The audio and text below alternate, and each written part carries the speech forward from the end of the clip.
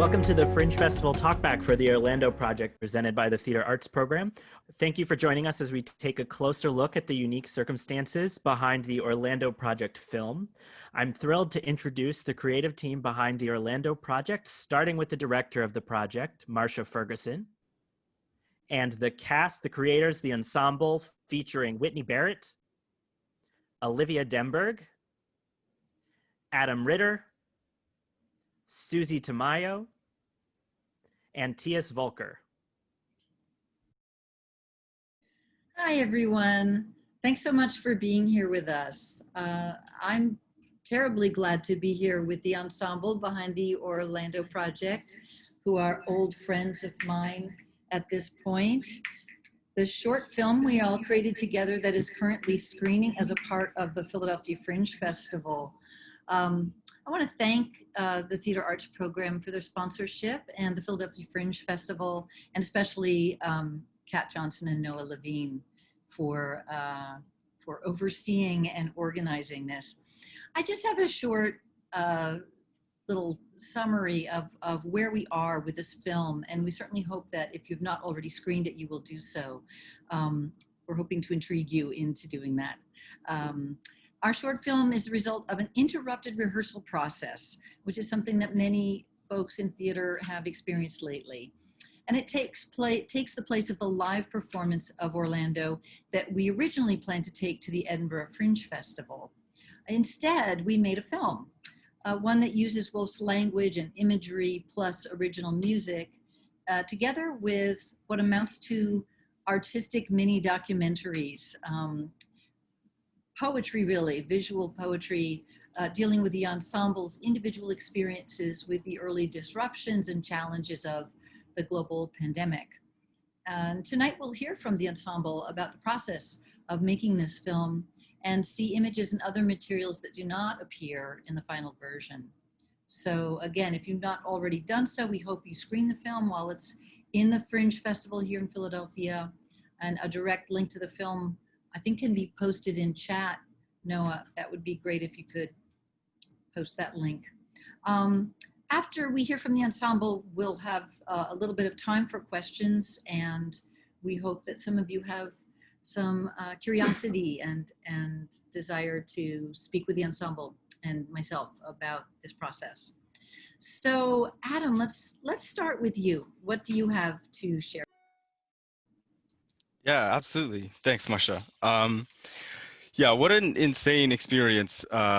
So yeah, we started putting this together. We did all this table work and prep, and we were just finally starting to get it up on its feet and in a rehearsal room.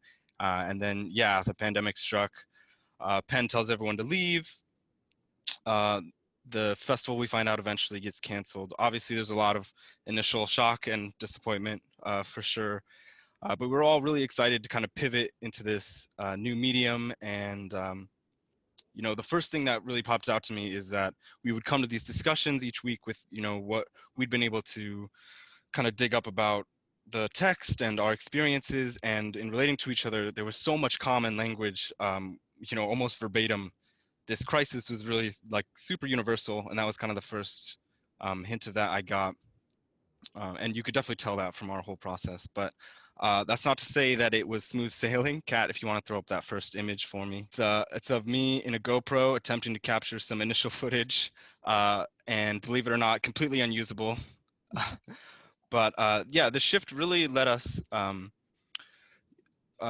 a little bit more of ourselves into it, I think. It was always, we were always going to have some of that on the stage, but I think to a much greater degree, we're all in our homes, and because of the circumstances and, you know, being surrounded by, you know, yeah, our childhood homes for the most part, it was much more personal. And, you know, that meaning, the derivation of that meaning really was very analogous to Orlando's own journey. Orlando lived hundreds of years, you know, many, many lifetimes, and was constantly pulling associations from his or her past. You know, she would see like a bed sheet in the 19th century and think of a porpoise hundreds of years prior, or, you know, their first love or something like that. And so these innocuous objects became imbued with so much significance. hundreds of years later, writ large. If you want to throw up that next image, Kat, you know, my attempt to capture this was, you know, I was in my home. I used what else but my childhood toys, Legos. I tried to create a compelling death scene. And yeah, we didn't have props anymore, but you know, we were all surrounded by literal, explicit sort of reminders of our past, and that just became part of our process. And you know, it's just so analogous to the way that Orlando, and I think we all do this, we all have a million connotations and associations that we carry with us that really shape the present moment, every single one, and we carry those with us to the end. Yeah, you carry that with you to the end, and so like I said, we're going through this process, and we were feeling that. We were, you know, we saw that in Orlando, but we were also experiencing it ourselves, a clash of these like different lives, our students versus our very sort of personal like home lives, very different sort of you know, narratives in our head. And like for Orlando, we really didn't have a lot of control. Much of Orlando's life, things just kind of happen to them, and then they stop happening. And you know, sometimes there's a reason, but sometimes there really isn't. Most of the time, there really isn't. And so these things that we've imbued with such significance, there's no meaning or cause behind them. And you know, that was really a great way. I was so grateful to have everyone and be able to work through the text and continue to work with these wonderful people through that time. I Thanks, love Marcia. your focus on the role that objects play in both Orlando and in your contributions to the film, Adam, because I'm thinking of the tree. I'm thinking of the cookies that are melting in the oven. A lot of your work was around sustained shots of objects and Wolf's language, kind of contextualizing them in different ways. I thought it was a really beautiful way to speak to the kind of odd combination of stasis and also time zooming by in weird ways. I wonder if any of the rest of the ensemble has any comments on Adam's contributions and his thoughts about the role of objects as transitioning points. Yeah, Tias.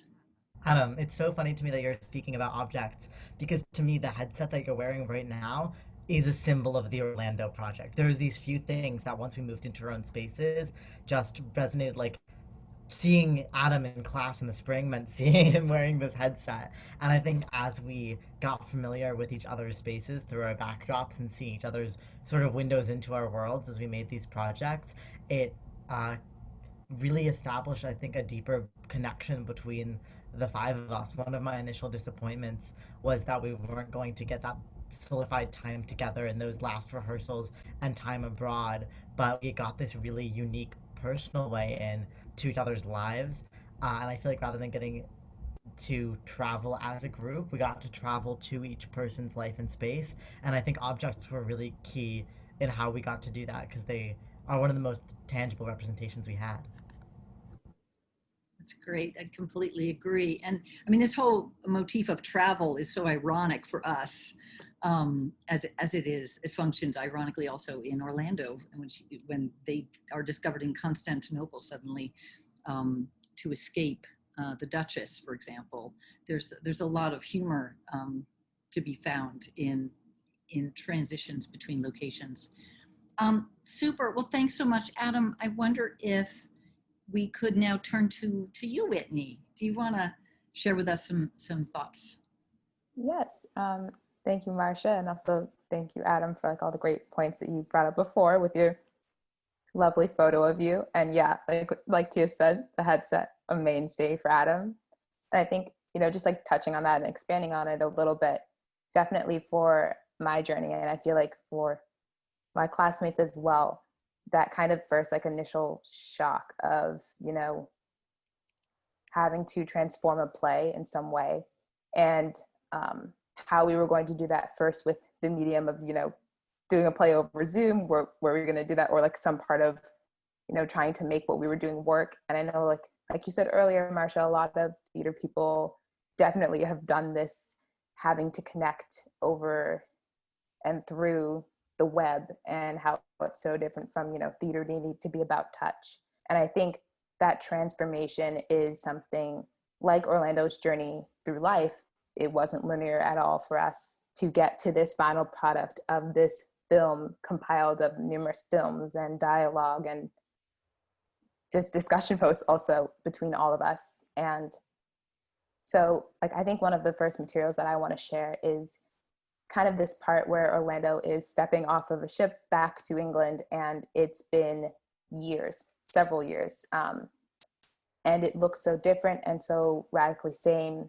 Oh, so much, so much so that Orlando is commenting on all these different things. And Kat, if you could play the river clip for me, please.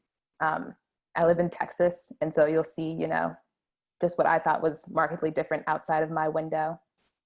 Right now is great. Ladies in flowered silk walked on paths. Citizens in embroidered coats took snuff.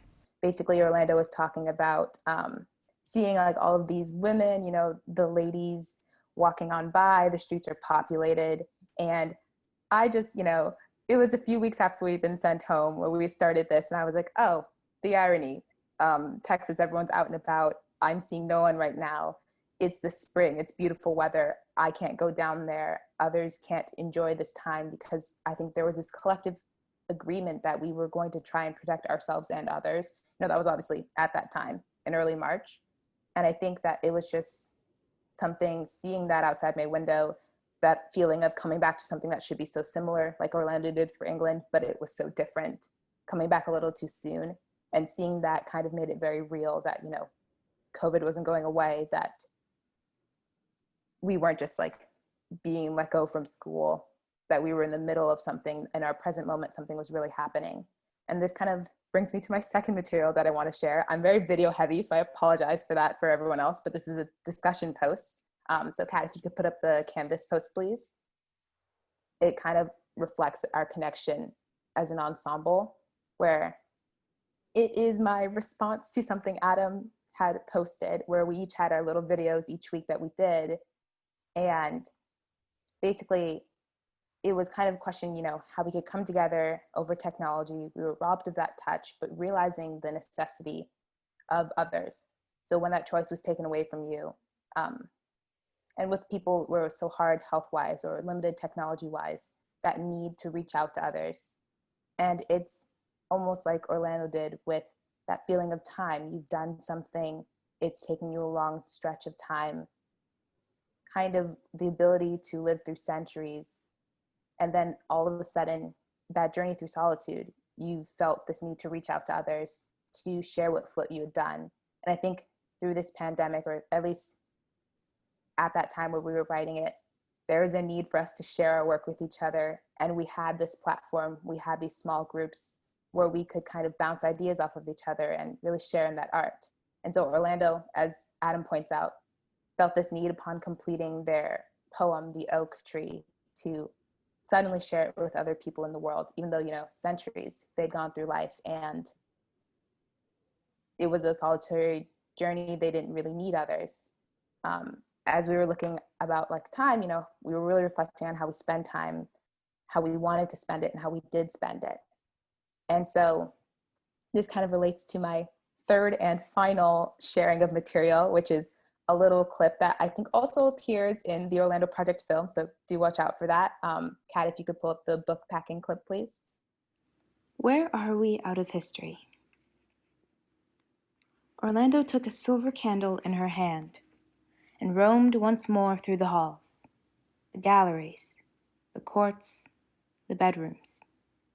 In this window seat, she had written her first verses. In that chapel, she would be buried. She who believed in no immortality could not help feeling that her soul would come and go forever, with the reds on the panels and the greens on the sofa. The house was no longer hers. It belonged to time now. Where are we? In the middle? At the beginning? At the end? So this one is basically like some part of the play where Orlando was talking about where are we in time? Are we at the beginning, the middle, the end? And it's this questioning of what time means, what is the present moment, which is a word or a phrase that both came up in Orlando a lot and in each of our different pieces. And so I had made this video of me packing my books into a box, after I had seen both Tia's and Suzy's videos of photo albums and memory boxes. And it's kind of showing this period of uncertainty, how we feel and grapple with time, that reflection back on what our life used to mean or what we used to do. And I think it really shows also how we built off of each other as an ensemble, how each of our pieces, there was something from another person in it. And, you know, I thought to myself, I love my family, I do. But also when I relate back and look in time, it's definitely through books. I think, you know, I can see myself looking at my bookshelf, thumbing through books, and looking at myself when I was 12, what those annotations were that were in the margins, how the book was treated. Sometimes I was very mean to my books, and, you know, I can look back and see I knew exactly what I was doing in that period of my life. And I think that's how I related to myself through time. And I kind of felt that closeness with Orlando, where they related to time through writing. It took the entirety of the play to finish The Oak Tree, centuries. And you could see their relationship to themselves change with how they were rewriting or viewing The Oak Tree. And so just to, you know, connect it all together, time was a big theme with all of us as we were grappling with how the world was changing, and somehow it fit with Orlando and how they were grappling with how the world was changing over the span of their life. And somehow this play, this book, so aptly related to what we were all dealing with, what we were going through, what we wanted to talk about, sometimes if we didn't have the words to talk about it.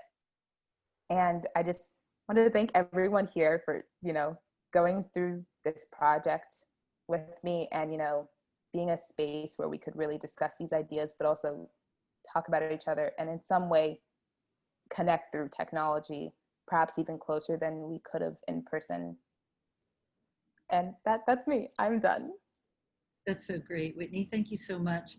I have a million things to say, but I'm going to ask your fellow ensemble members for a quick comment if they have one on all of these issues you're bringing up, and you deal with so beautifully in the film, your commentary on time and the passage of time and the kind of warped time that we experienced early, especially early in the pandemic before we kind of got used to things, was so beautifully yoked to Virginia Woolf's language. Any thoughts, guys, about Whitney's contributions? I felt like the need to share the poem in Orlando kind of reflected like our determination to not let COVID completely cancel our production and our ability to share as artists. And I think that kind of that parallel has something really beautiful about it. Wonderful, wonderful. And another Dallas native. Let's move on to Suzy, who was also in Dallas during these early days of the pandemic. Suzy, what would you like to share with us tonight? Hi, everyone. Thank you, Marcia. I did just want to expand a little bit more on some things that Whitney talked about, like specifically that sense of time that we all came back to so often with that specific phrase, the present moment. I think it like really connected us in a sense that was so individual, but so common. And Kat, if you can pull up that first present moment image for me, please. For what more terrifying revelation can there be than that it is the present moment? That we survived the shock at all is only possible because the past shelters us on one side and the future on another. So I came back to the book very often, and using the text to kind of relay what I was feeling in that early shock of it was very helpful for me to express and kind of know what was occurring. You can go ahead and play this video, actually. So I was in Dallas, and back home, I have 4 sisters, and the hand that you saw swirling the puddle is one of my little sisters. So I did take advantage of that a few times. Oh, spoiler alert, there's another video in the clip that I hope you all watch, where I am high-fiving one of my other sisters, and it was just a really nice experience. This quote stood out for me from the first time I read Orlando. very early in the semester. It was one of the first things we did as an ensemble. And the fact that it was still so relevant and so much more meaningful after the pandemic really caused this shift in our lives and in our project just really spoke to me in a different way, in a way that I really wanted to explore through these clips. And for me, that translated into another really core aspects of Orlando that I related to, which was nature. And with that, you all saw the little clip with my sister swirling around in the puddle. And that also meant like pictures, flowers, colorful, bright green grass. For me, this represented the gratitude that I felt in spending that time with my family and being surrounded by them. Time that otherwise we wouldn't really have had. And it also meant clips like this one. Some cloudy skies, rain, which we had a few rainy days during that early time, which, it worked out well for my project and in relaying those feelings. And so I kind of got this idea of showing the various experiences that shock kind of brought out from me from another part of the text in Orlando. Yeah, so with this text, it also stood out to me from the first time we were reading the book, and it took on a different meaning. So Orlando calls upon many selves within themselves, which was like this abstract, complex idea that then for me translated into the different emotions that were coming out of that initial shock of the pandemic. And yeah, and I translated that. I tried to relay that message with the different images of nature and the cloudy skies and the rainy skies. Yeah, that's all I really have to say. And again, I just want to thank everyone else for doing this together. It was a really nice experience, even though it was not at all what we expected. I love your shots of nature, Suzy. They really added so much depth to the film.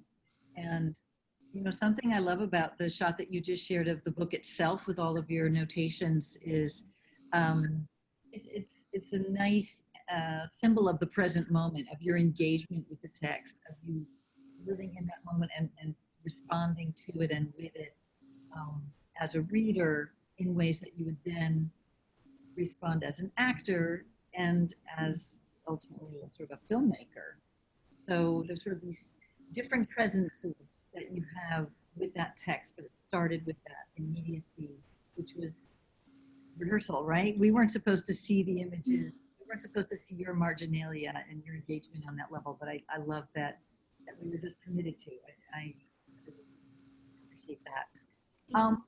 Olivia, can we segue over to you? Yeah, thanks, Marcia. So as we transitioned to this new completely virtual medium and created our pieces, we really had no idea if we'd be able to preserve the integrity of the show that we were originally so excited about. And we tried to use this uncertainty as an outlet to express our feelings about the new situation we found ourselves in. And unsurprisingly, there was an undertone of nostalgia that permeated each of our pieces for like the everyday mundane activities that we were so aware that we were missing, and also for the traditions and milestones of theatrical performance we knew had been taken out of the equation entirely for us. Gone was this sense of familiar beauty and eager anticipation of these milestones, with no knowledge whether they'd be replaced by anything that was even remotely equally worthwhile. And what we found was that we were confronted with a concept that, with this concept that it's possible to experience nostalgia or even something close to it for events that are yet to occur. And there's kind of a sadness in this idea, but there's also some sense of beauty that elevates it to something beyond simply devastation over experiences missed, something intangible and kind of difficult to capture. And I think that feeling is part of what brought us so close together, even while we were so apart physically. Theater is such an in-person activity that it almost didn't feel as if the project could like continue in any other way, but we persevered in spite of that. And I think I can speak for all of us when I say that we were absolutely thrilled with the final product. It turned out really great. And as I rewatched our film the other day, I saw that it is really permeated with this nostalgia that we felt for being close together. I saw it especially in my first clip, which didn't make it into the final film. Kat, could you pull it up?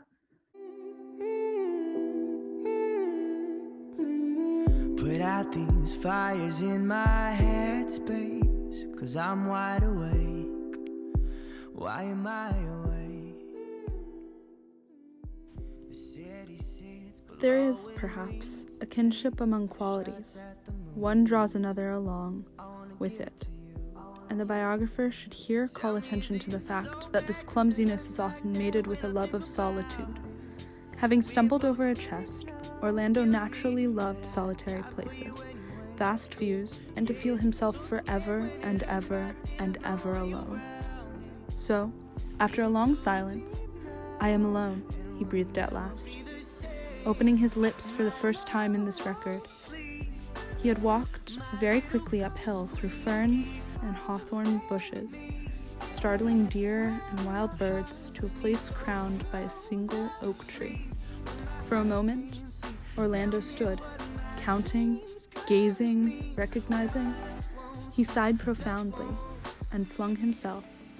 There was a passion in his movements, which deserves the word, on the earth at the foot of the oak tree. Daylight fades in different shades, babe. Your hair's the same. At the end there was my puppy Henry. You guys could see like all of the scenes that I was seeing on a daily basis, and that kind of ended up becoming like my world in the pandemic. And I feel like the kind of nostalgia that you saw in that clip ended up as like the strongest through line for the whole film. And for me, that made the most lasting impression on me by the time we were finished with the project. And I'm really grateful for that. Thanks, Olivia. That was lovely. I really love your focus on nostalgia. And a lot of the clips that you contributed to the film have to do with this odd, almost touristic view of one's own experience when it's dislocated, as it was. I think that was a really wonderful connection with the novel. And as you say, with performance, which is so brief. And when live performance is over, it immediately becomes a memory, a kind of ghost. What about the rest of the ensemble? Would you guys have a reaction to Olivia's, TS? Did you? Yeah, I was thinking of how I never deleted any calendar events when the pandemic hit.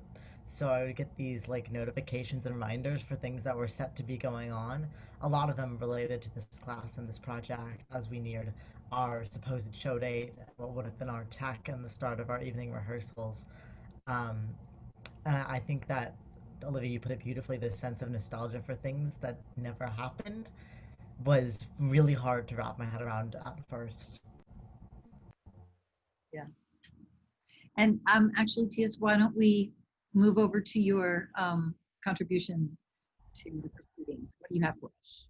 So in reflecting in this conversation just now and listening to all of my wonderful peers speak, I really found how different everyone's outlook is now than it was at the start of the pandemic in a lot of ways.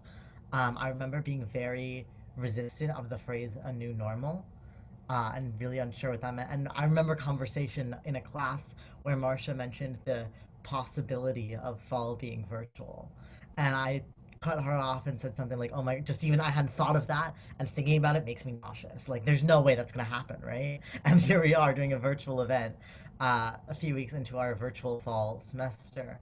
So I think there was this period of time that just started lasting and longer that was not, no one believed to be permanent in any capacity. Like, we were in this constant state of expecting things to be about to change. That was really an interesting place to be in. And if we could start with the clip, the discussion post from Whitney to me, Kat, the one that I think it's labeled to TS, or from Whitney, I think is what it's labeled. So at the start of April, during the pandemic, my roommate moved home and I had a stranger move in with me in my 2-bedroom. So I was, the only person I was seeing day to day was someone I'd met about 3 days prior. And I created a clip of me connecting over FaceTime and Zoom with various friends. And Whitney spoke to a response to my clip about that, about this idea of distance and travel and friendship. And I was so comforted by this comment and by getting to share this experience. And to really reinforce the sense of community that I had around me, even though I was now at a place where my everyday life did not include a single familiar face. So I wanted to bring this one up to highlight the sense of community. And then there was another time where the same week, I wrote my response to Whitney. If Kat, we can bring up the one that I wrote back. And this is of a different topic. This is speaking to Whitney's video, but I really loved the discussion posts as they offered a sense of community, and I felt like that week our pieces spoke to the same idea of connection through a distance. Whitney wrote and read something really beautiful about the window, and in her discussion post she discussed like looking in a city and all these windows. We live inside these Zoom boxes now, these new isolated universes that we're all inhabiting. And so with that theme of the lack of connection that we started to feel but really found in each other, I wanted to tell a little anecdote that was actually pre-pandemic about the afternoon that we spent trying to find the image to be our photo for the Fringe Festival. So we arrived for class thinking it was just a normal Monday afternoon class, and Marcia instructed us that we had to, our task for the day essentially was that we needed a photo to advertise our show, to put on the Fringe Edinburgh website and to advertise everything. And Olivia was our stage manager, so she immediately took on the role of photographer, and we took a little kids playing dress up trip to the closet in the back of 221, and I have never seen people respond so joyously to a prompt as we did that day, and as we continue to do with every prompt throughout the semester. If you can pull up the photo of all of us on the stage that's taken from above, the no frame photo, Kat.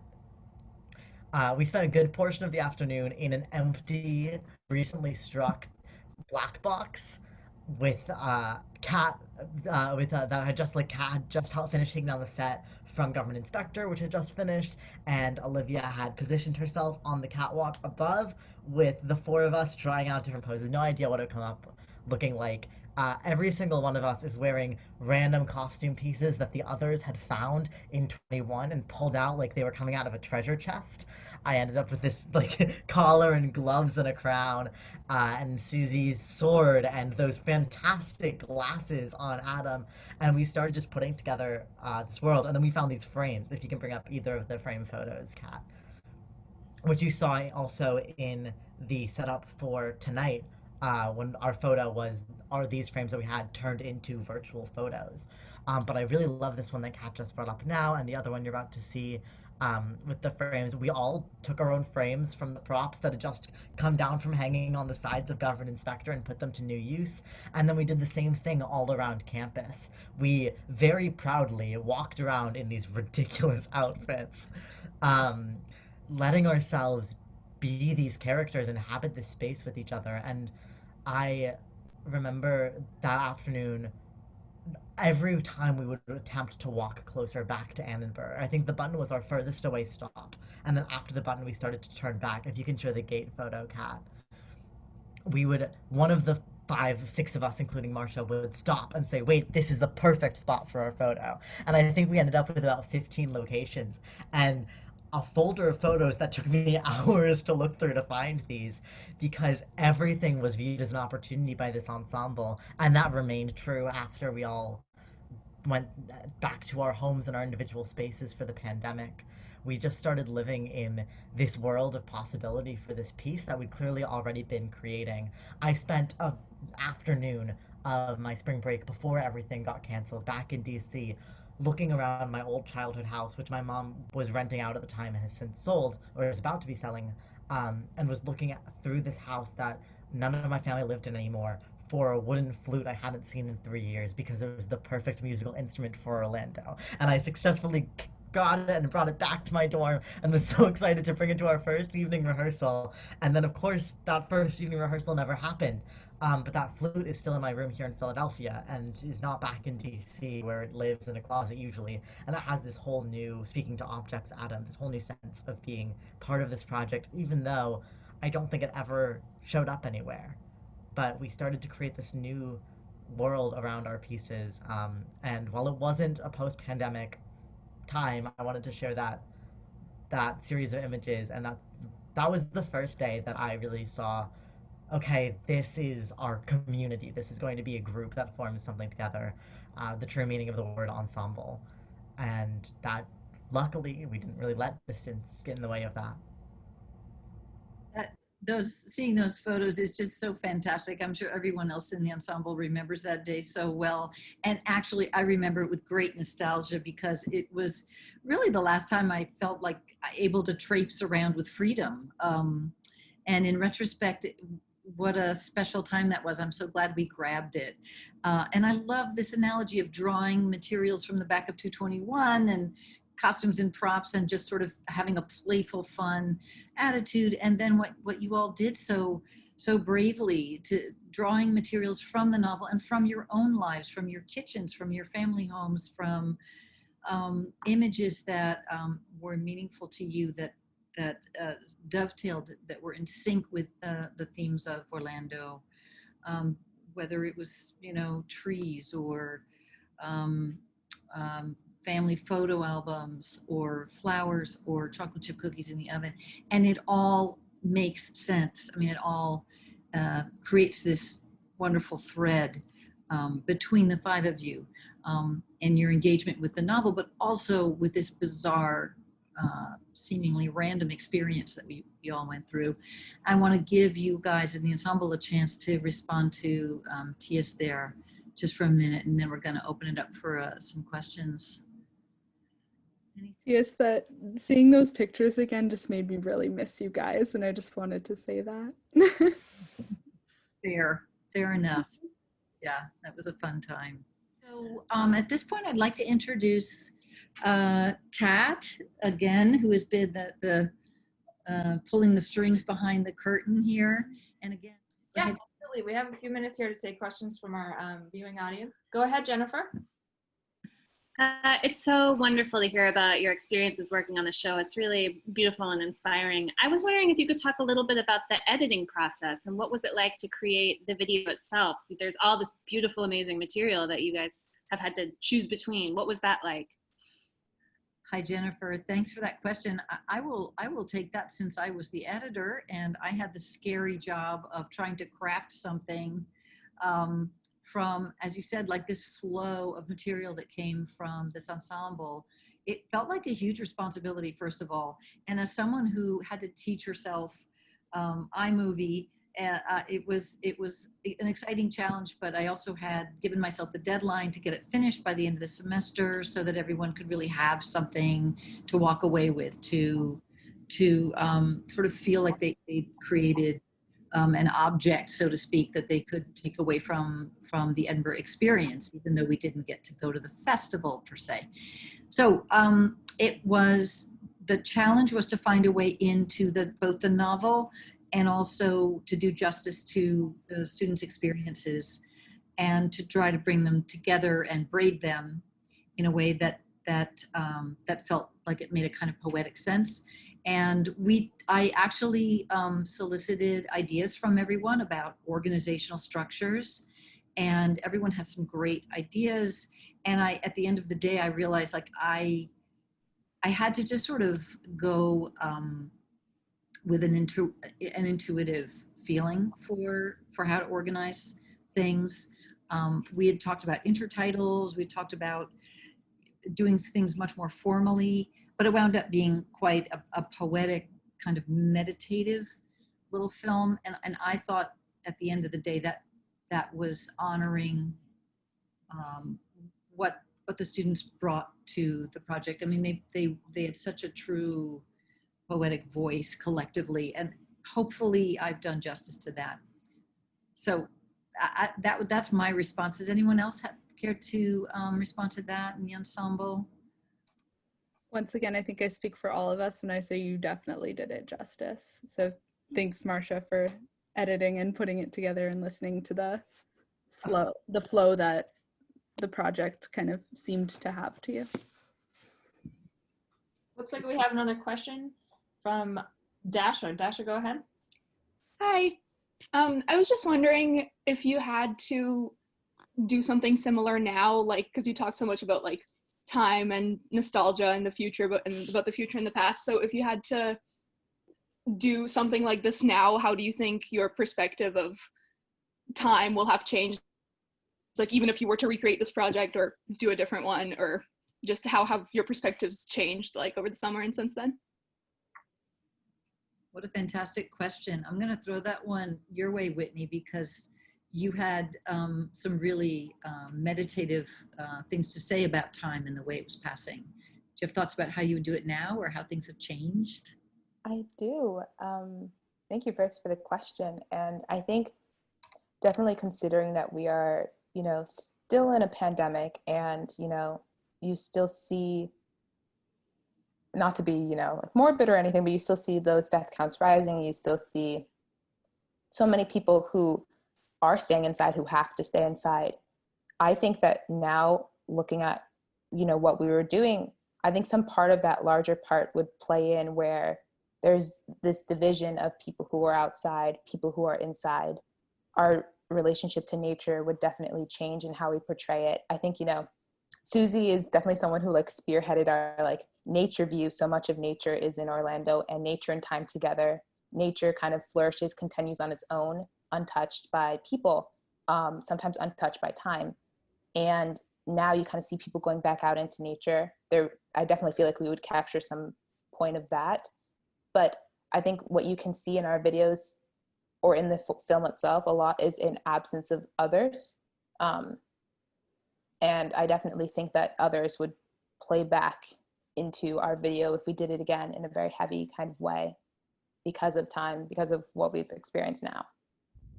If I can add to that, Whitney, I think that on a very basic level, something that we don't see in this video that's almost like a staple of newer pandemic material is masks. Most of this project happened before masks were viewed as an encouraged way to stop the spread of the virus. And I think we captured this really weird moment in time where no one knew how it was going to be fixed, but there was a massive sense of solidarity as we got started. So everyone was inside and everyone was kind of waiting to see how it would go. And there was a real, we're all in this together sense about things. And I think that as time has gone on, folks have had different perspectives on how to move forward with what now appears to be a normal life in a pandemic, rather than a short period of time where we bunker down and then we'll return to our old normal again in a few months. And I think as that mirage of an old normal has faded, some people have chosen to go back to something that looks more like that old normal, but with masks and with socially distant interaction. Some people can't for health reasons or choose not to protect their community in a different way.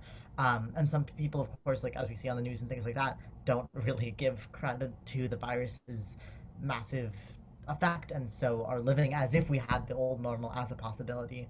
I think there's less of a collective response right now, so we would have to grapple with what side of responding to the pandemic we'd want to show, which wasn't an issue yet then. Yeah, I would also just add that this notion of others and the mask, even just those two qualities that mark how we've changed with relation to the pandemic. I would be so interested to see what kind of material you would pull from the novel with those two poles in mind, because indeed I can think of many things offhand that would probably attract your attention in a different way if we were pulling from the novel right now to make this film. You may well have been drawn to different passages. Great question. Thank you all so much for being here. I see that it's time for us to wrap things up, but I just want to say a big thank you to this ensemble who have been nothing but a sheer joy to work with from soup to nuts. You know, we didn't get to do one thing, but we got to do another thing. And it's been a wonderful process for me personally. And I want to thank everyone who chose to join us this evening. Thank you so much for joining us, for your interest. And again, if you haven't seen the film, it would be great if you could take a little stroll over. And I see that Noah posted the link in the chat here. So we would love it if you would have a look, as it's part of the Philadelphia Fringe Festival now, and that's meaningful for us.